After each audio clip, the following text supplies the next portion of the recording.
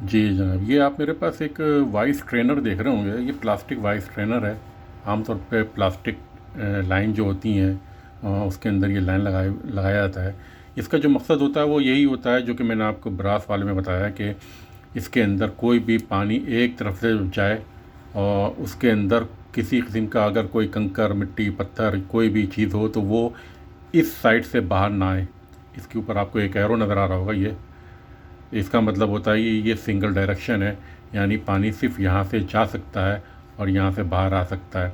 तो ऐसे में हम ये चाहते हैं कि अगर इसमें से कोई चीज़ बाहर अंदर जाए तो वो यहाँ से बाहर ना निकले। तो उसके लिए हम क्या करते हैं, मैं आपको दिखाता हूँ एक चीज़। मिसाल ये मेरे पास एक कंकर है, मैंने इसके अंदर डाली तो इसको यहाँ जाना चाहिए, नहीं आई।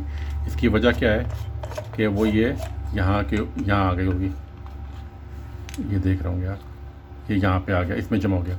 तो ये चीज़ जो होती है ये इसको कलेक्ट कर लेता है। इसको हम जो है स्क्रीन कहते हैं। ये मुख्तलिफ़ साइज़ के होते हैं। ये इसमें से जो चीज़ गुज़र जाएगी इसका मतलब है वो गुज़र गई।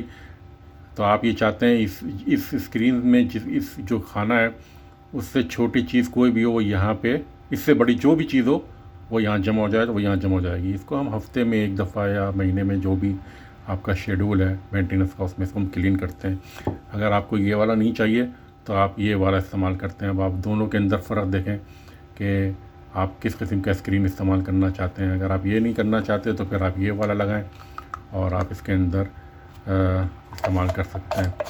चीज़ फिर वही मैंने आपको बताई थी, इसका रूल जो है लगाने का यही है कि ये हमेशा इसकी डायरेक्शन नीचे होगी, इस तरह होगा, ये हमेशा इस तरह लगेगा। लेकिन अगर आप इसको वर्टिकल लगा रहे हैं तो फिर इसकी डायरेक्शन इस शेप में होगी, यानी ये पानी यहाँ से अंदर जाएगा इसमें से और यहाँ से बाहर आएगा और ये चीज़ बाहर होगी। हॉरिजॉन्टल में इस तरह लगेगा। शुक्रिया।